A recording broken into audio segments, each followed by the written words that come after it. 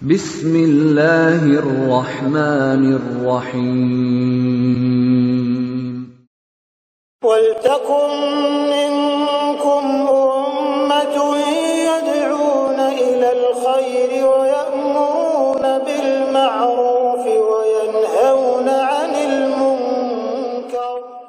Assalamualaikum warahmatullahi wabarakatuh. Afara'aita man ittahaza ilahahu hawa? Tidakkah engkau melihat bagaimana orang memperturutkan menyembah nafsunya, dikendarai oleh nafsunya? Ada mengambil ilah-ilah baru. Artinya apa dibisikkan dari dalam?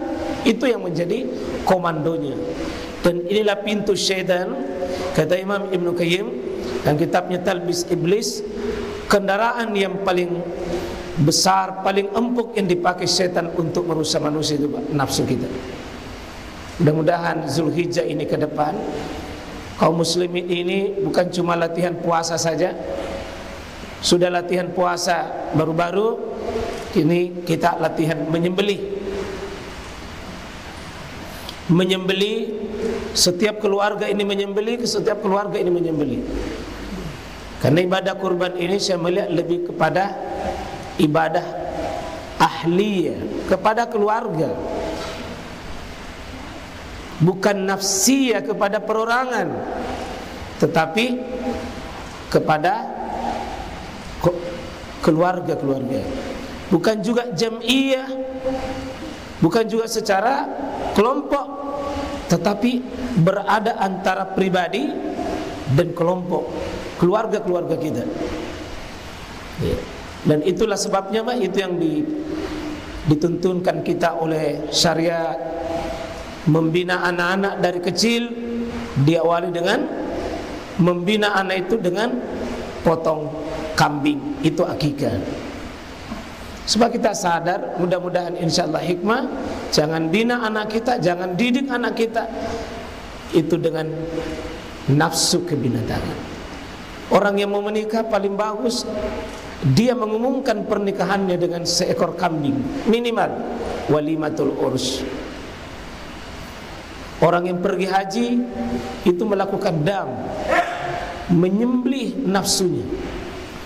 Saya sedikit dan mungkin dua materi kita hari ini insyaallah yang kita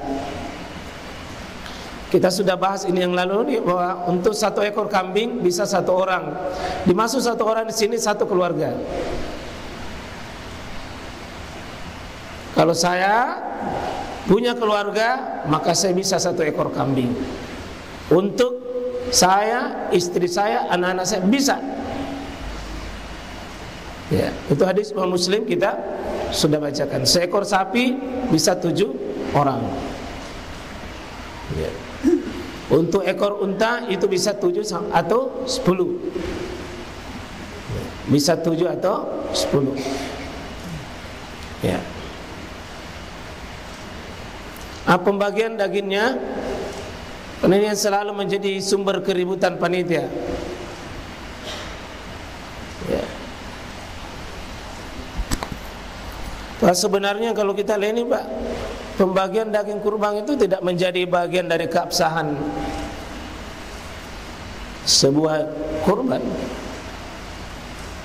Kalau kita perhatikan nanti syarat-syarat sahnya, tidak ada menyangkut di pembagian dagingnya. Tapi kita itu kalau berkurban paling ribut masalah pembagian daging. Bahkan belum pakai mendaftar sudah ditanya, memang berapa nanti didapat, berapa daging didapat. Belum pi mendaftar, mau memina tahu berapa didapat.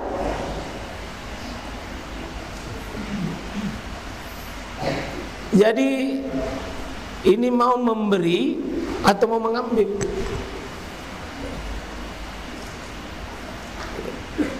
Kita mari Pak ya, masih sama kita coba renungkan ini. Berkurban itu melepaskan sesuatu yang berharga pada diri kita. Berusaha untuk memberi bukan mengambil. Dan ini sebenarnya kalau kita lihat kasus awalnya ini kurban kan bukan cuma binatang. Semua jenis pekerjaan kita. Habil dengan Kabil itu berkurban. Kan tidak ada perintah menyembelih, disuruh saja berkurban. Karena Qabil petani, dia ambil hasil pertaniannya, tapi ya seadanya saja, tidak mengambil dasar keimanan dan memilih yang terbaik, maka Allah tolak. Sedangkan Qabil yang dibunuh nanti oleh Habil karena rasa kecemburuan, dia yang diterima. Habil ini diterima, Qabil yang ditolak. Habil karena peternak, profesinya peternak, maka dia mengambil yang terbaik, yang paling selektif, yang paling dia cintai, diserahkan. Itu yang diterima. Sebenarnya ini Pak, kurban melatih diri kita untuk bisa menyerahkan sesuatu yang berharga dalam diri kita. Kalau kita menyerahkan sesuatu yang kita sendiri sebenarnya tidak ada apa-apanya, bukan pengorbanan itu.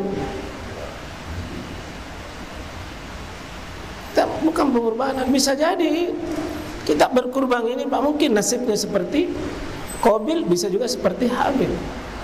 Isyarat itu cuma kita dilatih syariat ini ya menyembelih.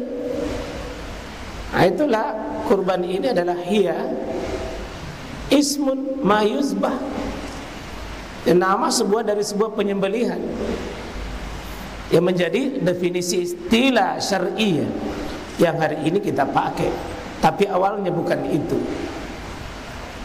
Semua jenis pengorbanan. Kita melihat di sini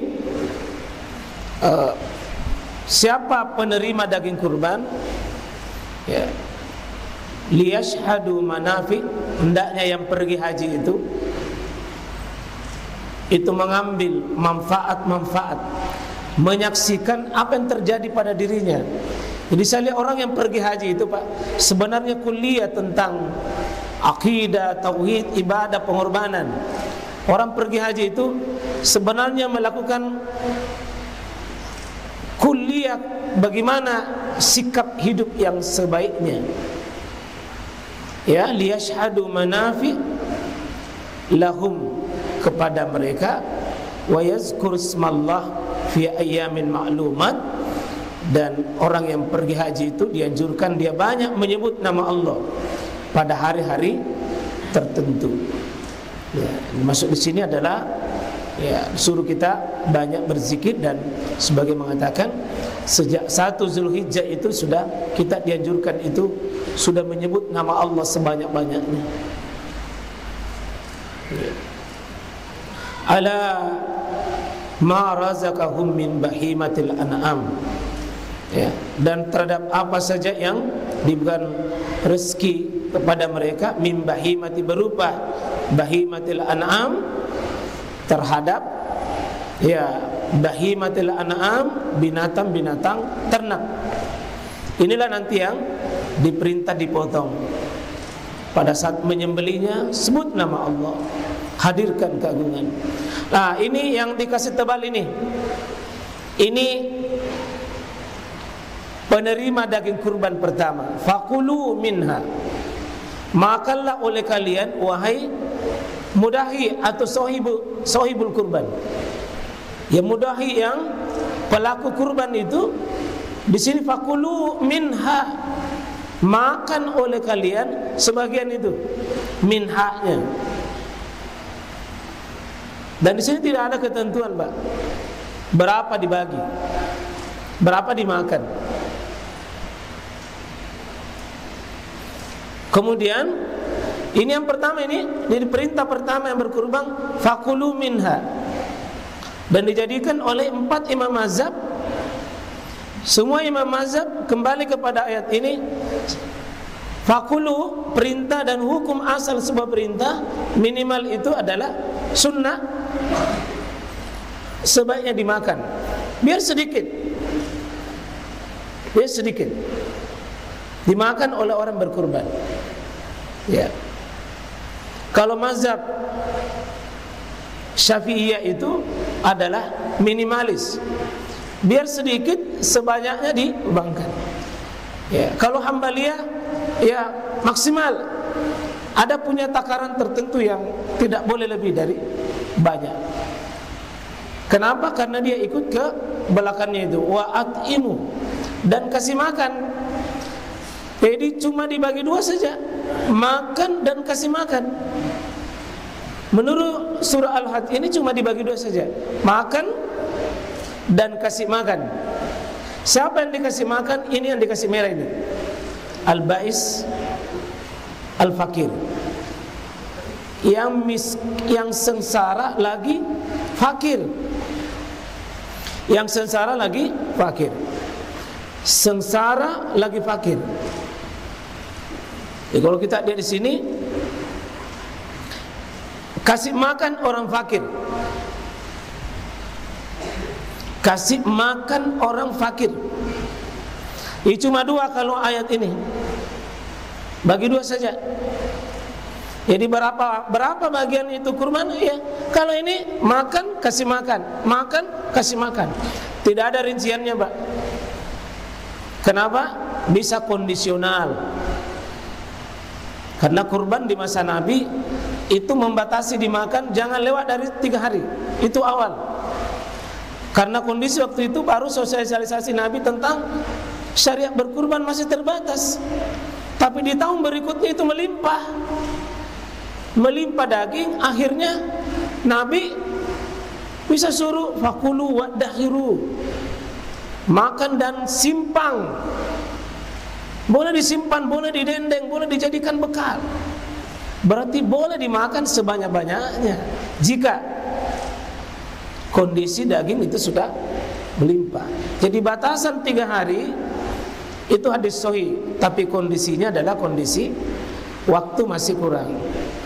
Saya tidak tahu kalau kondisi sekarang ini, Pak, di Makassar kondisi 3 hari atau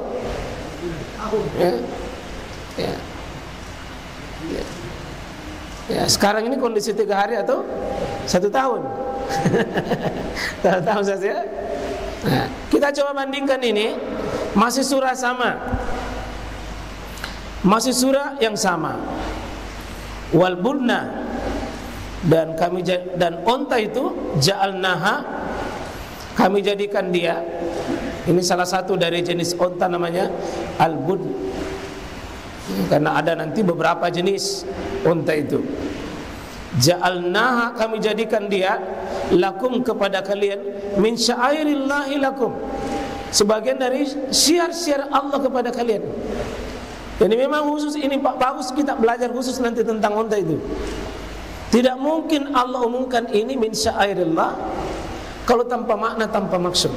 Keajaiban onta dalam Quran itu bagus sekali. Kita butuh nanti penjelasan apa keajaiban onta, sifat-sifat onta. Dan Allah juga sebutkan itu. Afala yanzuruna ilal ibli kaifa khuliqat. Disuruh di awal Islam ini Allah kasih tahu, perhatikan bagaimana onta itu diciptakan. Pasti ada pesan inti. Ya, apa sifat-sifat onta? Dilanjutkan di sini bagi penyembelih ini, faiza wajabat junubuha. Kalau sudah jatuh itu lambungnya, kalau sudah jatuh, ini Pak, cara memahami ayat seperti ini, mohon jangan tekstual begini. Jangan pahami teks begini. Seolah-olah ini kalau sudah jatuh bisa mie dimakan. Fakulu minha. Kalau sudah jatuh makan mie. Yang dimaksud di situ adalah sudah rubuh, sudah mati. Karena kalau jatuh begitu langsung dimakan, bisa menjadi bangkai. Dan ini penting karena banyak saya lihat itu begitu jatuh hewan tidak bisa artinya tidak bisa melepaskan diri. Banyak orang itu tiba-tiba ambil pisau, ambil ininya. Tak tolong panitia dijaga memang itu nanti. Nah, ambil itu alat-alat tertentunya. Nah, bilang obat. Belum mati tidak boleh diambil itu bagian hewan. Ada juga belum mati masih ripi-ripi itu ayam, masih ripi-ripi tuh sapi, nambil mi pahanya, pisah, berpisah padahal induknya belum mati, bangkai itu.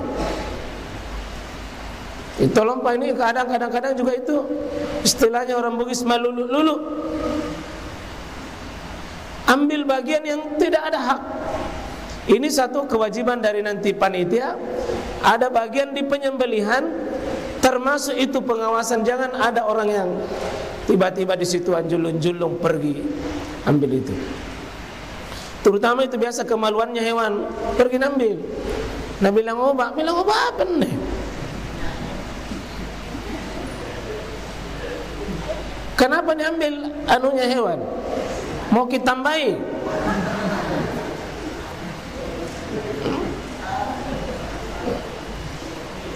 Fakulu minha, makanlah oleh kalian, sama tadi di ayat 28 tadi. Wa at'imu, sama tadi kasih makan. Tapi ada di sini wa at'imu al-qani wal mu'tar. Kasih makan orang yang tidak minta-minta. Kasih makan orang yang qani itu yang menjaga dirinya, tidak mau minta-minta. Bisa dipahami di sini, al-qani dia butuh tapi tidak mau bilang. Mungkin ada orang Pak di sekitar masjid, sekitar rumah, tidak aktif mencari kupon, tidak jaga kehormatannya. Itu bisa al-qani. Termasuk panitia yang tidak punya bagian tertentu bisa al-qani. Tidak baik itu panitia kalau minta. Bisa al-qani. Bisa al-qani di sini orang kaya yang tidak mau berkurban, kasih. Wa at'imu, kasih makan orang kaya, kasih makan orang cukup, kasih makan orang yang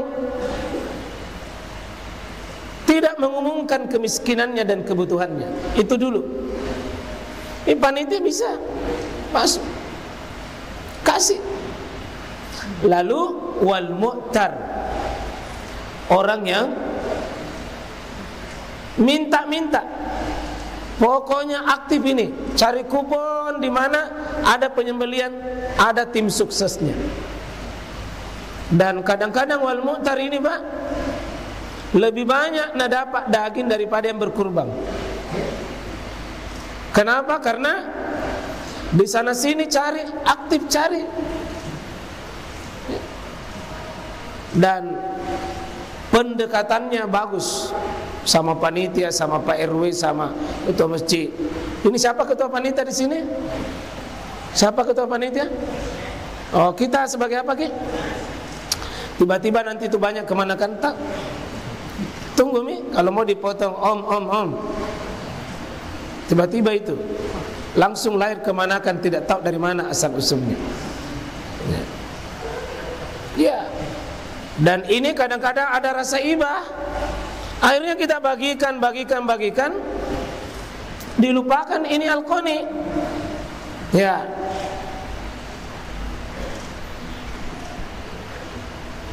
Jadi ada orang yang tidak minta-minta, ada orang yang suka minta-minta. Teksnya ayat ini didahulukan yang tidak minta, karena dia kalau tidak diperhatikan dia tidak dapat. Ini butuh kejelian sedikit panitia untuk membaca siapa golongan yang al-qani. Coba data betul, ada orang-orang mungkin itu benarnya dia butuh tapi malu jaga dirinya. Minta tolong kepekaan panitia ini. Kalau ada tim seleksi itu lebih bagus. Tim penyalur dan distribusi daging, kalau bisa itu disisir siapa-siapa. Jangan cuma menunggu kupon yang datang, menunggu minta kupon.